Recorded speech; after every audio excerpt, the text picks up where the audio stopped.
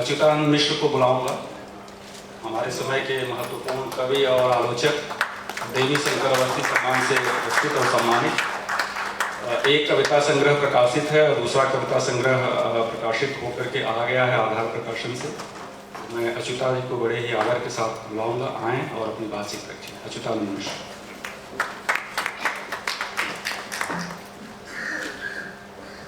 शुक्रिया।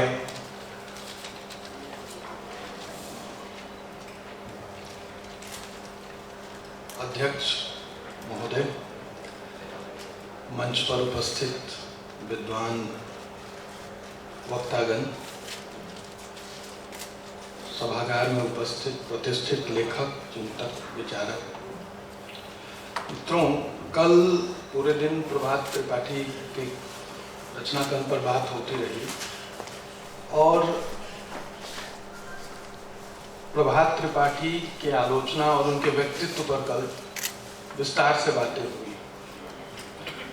मेरे जहन में एक प्रश्न है और जहां से मैं अपनी बात शुरू करना चाहता हूं कि हम सरलीकरण के लिए अगर दो कोटि लेखकों की बनाएं, एक वे जो किसी खास विधा में पूरे जीवन लिखते हैं और एक उस तरह के लेखक जो विधाओं के बीच आवाजाही करते हैं, तो वे लेखक जो विधाओं के बीच आवाजाही करते हैं, मसलन प्रभात त्रिपाठी ने आलोचना भी लिखी है, कविताएं भी लिखी हैं, कहानी और उपन्यास भी लिखे हैं और भी चीज़ें, तो क्या यह जो विधाओं के अतिक्रमण का जो मामला है, इस बीच क्या उसमें लेखक की कोई केंद्रीय प्रवृत्ति मौजूद रहती है जो उसकी आलोचना में भी हो, उसके रचनात्मक लेखन में भी हो? क्या इस तरह की किसी केंद्रीयता की खोज कोई अर्थ रखती है या वहां से उस लेखक को जानने समझने में कोई मदद मिल सकती है? फर्ज कीजिए कि मैं इस सवाल को इसलिए भी उठा रहा हूं कि हमारे पास बहुत सारे उदाहरण हैं कि निराला ने भी ऐसा किया, प्रसाद ने भी ऐसा किया, लेकिन आजादी के आसपास दो लेखक हमारे सामने हैं, गे और मुक्तिबोध, जिनके यहाँ बहुत सारी विधाओं में लिखने, और मुक्तिबोध को लेकर तो ये सवाल बराबर उठा कि मुक्तिबोध की आलोचना से उनकी कविता या उनकी कहानी से उनकी आलोचना का क्या कोई संबंध है, और इस तरह के बहुत सारे सूत्र भी निकाले गए। प्रभात त्रिपाठी को पढ़ते हुए मैं ये महसूस करता हूँ, और हो सकता है कि इससे असहमति भी हो, कि उनके भीतर एक परस्पर अंतर्बाह्य संवाद की एक केंद्रीकृत चेतना है जो उनके उपन्यासों में भी है, उनके कविता संग्रह में भी है और उनकी आलोचना में भी है। और इस परस्पर संवाद चेतना के संदर्भ में ये विधाएं, इन विधाओं में लिखा हुआ उनका बहुत कुछ अपने विधा की जमीन से कई बार अलग भी दिखने लगता है। जैसे कल बात की भी गई कि पारंपरिक आलोचना का जो प्रारूप है, उस आलोचना से भिन्न प्रभात त्रिपाठी की आलोचना है। और यह बात कमोबेश उनकी कविता के बारे में भी और उपन्यास के बारे में तो निश्चित रूप से कहा जा सकता है कि हिंदी में जो उपन्यास पढ़ने, देखने या उपन्यास पर बात करने का जो हमारा चलन है, जिस ढांचे में अंततः, क्योंकि हम चाहे उससे इनकार करें या इसको स्वीकार करें, हम ढांचे के अंतर्गत ही सोचते हैं, क्योंकि ढांचे के बाहर तो कोई चीज नहीं सोच सकते। तो प्रभात त्रिपाठी के उपन्यास जो है वो ढांचे का अतिक्रमण करते हैं, यानी उपन्यास पढ़ने का जो हमारा पूरा तरीका है उसका अतिक्रमण करते हैं। तो यह जो अतिक्रमण है, मैं चूंकि आज प्रभात त्रिपाठी जी के उपन्यास किस्सा बेसिर पैर पर ही अपनी बात रखूंगा, कुछ संक्षेप में कुछ बातें, लेकिन यह जो हमारा हिंदी में जो उपन्यास पढ़ने का जो चलन है, उससे भिन्न किस्म का उपन्यास लेखन प्रभात त्रिपाठी का है। और वह क्यों है या उसके पीछे कौन से कारण हैं, या कुछ बातें मेरे जहन में इसको लेकर है जो मैं आपसे साझा करना चाहता हूँ। एक तो ये कि ये बात कई बार कही गई है कि उपन्यास, आलोचना और आधुनिकता, ये तीनों पिछले 300 साल में विकसित हुए, और इन सब के मूल में एक बात यह रही कि जो आधुनिक मनुष्य है उसके भीतर एक सतत आलोचनात्मकता का विवेक विकसित हुआ है, और उपन्यास भी कमोबेश वही काम करता है अपने आइडिया में जो आलोचना का काम है आधुनिक अर्थ में, और वह यह है कि व्यक्ति और समाज के बीच के अंतर विरोधों को बार बार नए संदर्भ में और नए सिरे से देखने समझने की कोशिश। ये इसलिए भी क्योंकि व्यक्ति के निर्माण का जो सवाल है वो इधर 300 साल पहले का मामला है। ये 300 साल में व्यक्ति को हमने एक आइडेंटिटी या एक चेतना के रूप में विकसित किया है। और हिंदी में पढ़ते हुए ये सवाल मेरे जहन में बार बार आता है कि अगर हम निराला और मुक्तिबोध की थोड़ी सी तुलना करें तो हम ये बात देख सकते हैं कि निराला के सामने व्यक्ति और समाज का अंतर्द्वंद नहीं है। और ऐसा इसलिए नहीं है क्योंकि कृषि जीवन का जो बोध है वो व्यक्ति को महत्व नहीं देता है, उसमें जो कुछ है वो सामूहिक है, क्योंकि सारे कर्म सामूहिक हैं। कोई अभी पिछले दिनों एक जगह मुझसे कोई पूछ रहा था कि क्या हम लोग सामूहिक परिवार में नहीं रहते हैं, क्या ये कोई गलत बात नहीं है?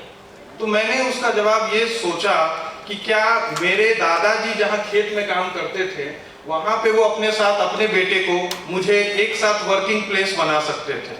मैं जहाँ यूनिवर्सिटी में काम करता हूँ क्या वहां पे 3 पीढ़ियां एक साथ काम कर सकती? तो यह जो सामाजिक जीवन में जो परिवर्तन आया है उस परिवर्तन ने व्यक्ति और समाज के बीच के सवाल को महत्वपूर्ण बना दिया। हम चाहे इसको माने ना माने, व्यक्ति और समाज के बीच का जो अंतर संबंध है वह हिंदी उपन्यास और पूरी दुनिया के उपन्यास में भी और हिंदी उपन्यास में भी यह प्रमुखता से उभर के आया। चाहे वो कल जैनेन्द्र की बात हो रही थी तो जैनेन्द्र के सामने भी यही सवाल है कि सामाजिक रूपाकारों में व्यक्ति की भूमिका को हम किस तरह देखें और उस विचलन को या उस नहीं हो सके प्रारूप में उसको कैसे देखें। लेकिन पिछले 50-60 सालों में व्यक्ति और समाज का जो यह संबंध है, यह संबंध लगभग बदल दिया गया है। और यह जो बदलाव है, इस बदलाव को प्रभात त्रिपाठी के इस उपन्यास किस्सा बेसिर पैर से समझा जा सकता है। इस अर्थ में कि अगर आप एक चीज देखें कि निराला की कविता में या साहित्य में प्रकृति जो है वो एरोटिसाइज करती है, बहुत एरोटिक है। ये कमोबेश प्रसाद की कविताओं में भी। लेकिन क्या मुक्तिबोध की कविताओं में प्रकृति एरोटिक है? वह उसकी बजाय बहुत भूतहा किस्म का, बहुत फियर साइकोसिस जगाती है। तो इस भय, जैसे भूतहा जंगल, भूतहा पीपल है, सुनसान बावड़ी है, तो यह जो भय उत्पन्न करने की जो सवाल है, यह इस अर्थ में कि मनुष्य का वर्तमान प्रकृति के साथ अब पुराने सामंजस्य में नहीं हो सकता। प्रभात त्रिपाठी जी के उपन्यासों में इसके एक अगले संकेत की सूचना है, अगले पराग का संकेत है कि मनुष्य और समाज का पुराना संबंध लगभग नष्ट हो चुका है। जिस अर्थ में हम इस बात को कहते थे कि मनुष्य एक सामाजिक प्राणी है, उस वाक्य को पूरी तरह निरर्थक बना दिया गया है। और इसलिए आप अगर किस्सा बेसिर पैर को पढ़ें तो उसमें एक व्यक्ति उपन्यास के केंद्र में है जो कथावाचक भी है, जो कई बार इस तरह का भ्रम लगता है कि एक व्यक्ति अपनी आत्मकथा कह रहा है। लेकिन अगर कथा है तो कथा के जो कार्य कारण संबंध हैं, जो घटनाओं का जो सिलसिला है, वो उस पूरे उपन्यास में कोई सिलसिला नहीं दिखता। ऐसा इसलिए हुआ क्योंकि यह जो 70 या 80 के आसपास का जो मनुष्य है, उसका समय बोध, उसका आत्म जो है वो पूरी तरह नष्ट हो चुका है। और इसलिए जिसको हम कहते हैं कि अंततः किसी चीज तक पहुंचने का जो हमारा तरीका है वो देखने, सुनने और जानने का फर्ज कीजिए अगर है, तो उनके बीच के सारे संबंध अगर टूट जाएं तो आप कैसे देखेंगे चीजों को। तो यह जो सवाल आता है 1970-80 के बाद, एक उदाहरण से मैं अपनी बात कहूं कि कैसे ये चीजें बदली हैं हमारे समय में। हम लोगों ने जब पढ़ना लिखना शुरू किया 90 के आसपास, तो समाजशास्त्र की किताबों में हमें, चूंकि केरल भारत का हिस्सा है, इस बात को प्रमाणित करने के लिए समाजशास्त्र की किताब में पीटी उषा की एक छोटी सी जीवनी पढ़ाई जाती है। उस जीवनी में एक वाक्य लिखा रहता है कि पीटी उषा सेकंड के 100वें हिस्से से हार गई। सेकंड का 100वां हिस्सा क्या हो सकता है? यह मनुष्य की चेतना से बाहर है। दुनिया का कोई ज्ञान, दुनिया का कोई ज्ञान इस बात को नहीं बता सकता है कि सेकंड का 100वां हिस्सा क्या है। न तो उसको हम अनुभव के स्तर पे समझ सकते हैं, न बुद्धि के स्तर पे समझ सकते हैं। तो यह जो अनुभव और बुद्धि से परे की जो चेतना का विकास है, यह 1980-90 के आसपास शुरू होता है और उसको व्यापक अर्थों में इस उपन्यास, क्योंकि इस उपन्यास में बहुत सारे सिनिकल चरित्र हैं, बहुत सारे ऐसे लोग हैं जिनके जीवन में इतनी तरह की विचित्रताएं हैं। उन विचित्रताओं के बीच कई बार लगता है कि कोई कार्यकारण तंतु नहीं बचा हुआ है। तो वह कार्यकारण तंतु नष्ट कैसे होता है, तो इसकी अगर पड़ताल हम करें तो पिछले 30-40 सालों में संस्थाओं ने, ज्ञान माध्यमों ने, सूचना माध्यमों ने धीरे धीरे हमारी चेतना में इसको विकसित किया। जैसे मैं एक उदाहरण उस उपन्यास से दूं कि एक जगह वो प्रसंग आता है कि लेखक कहता है कि उसके यहाँ जो काम वाली है उसके वह अनुपस्थित है और उसकी जगह उसकी ननद या भौजाई जो है वो काम करने आई है। तो वह उससे पूछता है कि यह क्यों, वह क्यों नहीं आई? तो वो कहता है कि वह अपने बेटे की छठी मना रही है और उसकी पार्टी। तो वहां पर वो कहता है कि छठी की पार्टी तो होती नहीं थी। तो अब यह जो एक नया प्रसंग है कि यहां से आप अपनी आइडेंटिटी, फिर उसके बाद वो उसी संदर्भ में याद करता है कि उस पूरे नाउन पारा शायद है, उसमें उसका जो है 2 मंजिला मकान है अकेला, और फिर उसके बाद उस वहां पे खाने का जो वर्णन है कि सबके प्लेट में जो खाना है, वह मुझे लगता है कि कई बार वह कुछ इस बात का आभास वाल्टर बेंजामिन को बहुत पहले हुआ था। और वाल्टर बेंजामिन ने एक किताब लिखी थी जिसमें लोगों के खाने के तरीकों पर बहुत सारा विवरण था कि प्लेट में लोग कौन सी चीज छोड़ते हैं, कौन सी चीज खा रहे हैं। उस तरह का विवरण इस प्रसंग में भी है कि एक बच्चे के प्लेट में इतना सारा खाना है, एक बच्चा उसी में जो है वो पखाना कर देता है, और तरह की चीजें। इन सब से मिलकर एक भयानक किस्म का हमारा यथार्थ बनता है जो पारंपरिक अर्थों में यथार्थ बोध के नष्ट होने की सूचना है। यानी हम उस यथार्थ को किसी एक सूचना से, किसी एक बिंदु से नहीं जान सकते। तो यह जो यथार्थ बोध के विघटन के बाद का जो सामाजिक यथार्थ है, या इसको लिए जो भी वाक्य कहें मैं नहीं जानता हूं, उस सामाजिकता की पड़ताल इस उपन्यास में की गई है। एक दूसरी चीज ये कि हमारे सामने उस उपन्यास में बार बार एक चीज आता है कि लेखक जो है वह जिस समय वर्तमान में है ठीक उसी समय स्मृति भी है। यानी समय के बीच के जो अंतराल हैं वे अंतराल नष्ट हो गए हैं, और इस बात को हम सूचना माध्यमों से भी समझ सकते हैं। 60 के दशक में अमेरिका में फुटबॉल आप जानते हैं बहुत खेला जाता है, और अमेरिका में फुटबॉल का एक मैच टीवी पर प्रसारित हो रहा था, और उसी समय यह खबर प्रसारित हुई कि राष्ट्रपति की हत्या कर दी गई, और थोड़ी देर के लिए फुटबॉल मैच रोक दिया गया और उदासी का धुन या वो सब बजने लगा। और इतने में फिर प्रोड्यूसर और उन सब ने दबाव बनाया कि भाई हो गया, सूचना मिल गई, अब आप फुटबॉल का मैच दोबारा चला दीजिए। तो लोगों के समझ में ये नहीं आया कि इस समय उनको जश्न मनाना चाहिए, उत्तेजित होना चाहिए, या शोक मनाना चाहिए। तो यह जो विरोधाभास से भरी स्थितियां एक जगह पर आ गई वह इस उपन्यास में भरा हुआ है। और यह उपन्यास एक तरह से मैंने जो इस पर एक लेख लिखा उसका शीर्षक है स्मृति का कोलाज बटा शून्य।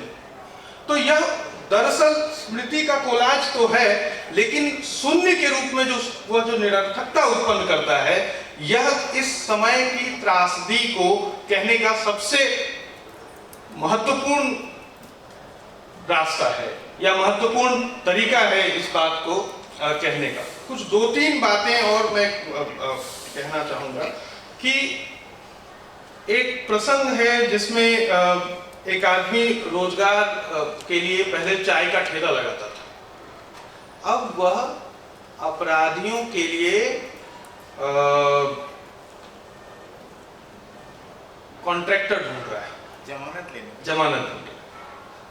अब यह जो परिवर्तन है यह एक छोटी मोटी घटना नहीं है, यह हमारे समाज के भीतर, और यह जो परिवर्तन है ये वर्गों के बीच से, कोई एक वर्ग के बीच में नहीं हुआ है, जैसे अपराधीकरण को लेकर हमने बात नहीं की कि यह समाज के निचले तबके से लेके ऊपर के सिरे तक हर जगह वो अपराधीकरण हुआ है। ऐसा नहीं कि अपराधीकरण सिर्फ एक उच्च या मध्य वर्ग के बीच हुआ है। तो इस पूरी प्रक्रिया का मूल तत्व यह है कि सामाजिक बोध का भयानक रूप से क्षरण है। क्योंकि जो व्यक्ति कल तक चाय बेचता था और चाय बेचने के रास्ते जो उसके भीतर सामाजिक बोध था, अब उसका रूपांतरण हो गया है अपराधियों के लिए गारंटर ढूंढने में। तो इस प्रक्रिया में जो उसके भीतर का जो एक आंतरिक रूपांतरण है, अब वह लोगों को कैसे देखता होगा, अब लोगों को देखते हुए उसके भीतर किस तरह के विचार आते होंगे, यह सब इस उपन्यास में मौजूद है। एक और बात की तरफ कि जब ये कोरोना आया था तो तब एक बात कही गई थी कि दुनिया के माफ कीजिए भारत के एक बड़े उद्योगपति की प्रति मिनट की आमदनी जो है वो 90 लाख रुपए है। और ठीक उसी समय मैंने अंदाज लगाया, तब मैं दिल्ली रहता था, कि दिल्ली में 12,000 रुपए कमाने वाले के अगर प्रति मिनट की हम आमदनी पता करें तो वो लगभग 90 पैसे प्रति मिनट है। तो दरअसल हम जिस समाज में रह रहे हैं उसका एक अर्थ यह है कि वह 90 पैसे से लेकर 90 लाख के बीच में है। और इसलिए इस 90 पैसे से 90 लाख के बीच में सेकंड के 100वें हिस्से वाला तर्क ही काम करता है, जिसकी आप कोई व्याख्या नहीं कर सकते।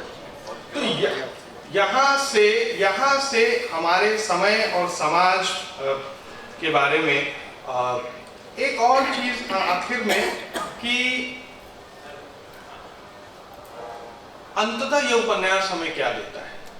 और कल बात भी कर रहे थे राकेश भाई, जो कामच कल्पना वाली बात, मुझे लगता है कि उसको इस अर्थ में देखना हमें चाहिए कि इस पूरी आपाधापी और इस वस्तुकृत होते हुए समाज में जहां हर तरफ हर चीज को पूरा करने के लिए कोई ना कोई वस्तु है। मैं सुबह रायगढ़ घूम रहा था प्रभात जी के साथ, तो मुझे लगा कि इस पूरे रायगढ़ में सिर्फ ऑब्जेक्ट्स हैं और हम मनुष्यों की कल्पना भी वस्तुओं के रूप में कर सकते हैं, जो अगर कोई बताए कि ये मनुष्य नहीं वस्तु है तो हम सब मानने को लगभग तैयार हैं। क्योंकि मुझे मोबाइल पे बात करते हुए कई बार ये भी महसूस होता है, यह भी संभव हो कि हम किसी मशीन से बात कर रहे हों या वो मशीन हमारे सवालों का जवाब दे रहा कर ही रहते हैं। तो धीरे धीरे मनुष्य और मशीन या मनुष्य और वस्तु के बीच का अंतर हम खत्म होता जा रहा है। ऐसे में मैं कोई उदाहरण नहीं देना चाहता हूं, लेकिन अभी मुझे जहन में बात याद आ रही है। बौद्रिया ने एक वाक्य लिखा है कि आज से पहले का मनुष्य जो है मनुष्यों के बीच जीता और मरता था, वर्तमान मनुष्य की नियति है कि वह वस्तुओं के बीच जी रहा और मर रहा है, और इस अर्थ में वह वस्तु में रूपांतरित हो रहा है। तो यह उपन्यास वस्तु में रूपांतरित होते मनुष्य के भीतर गैर वस्तुकृत चेतना के रूप में प्रेम को स्थापित करता है।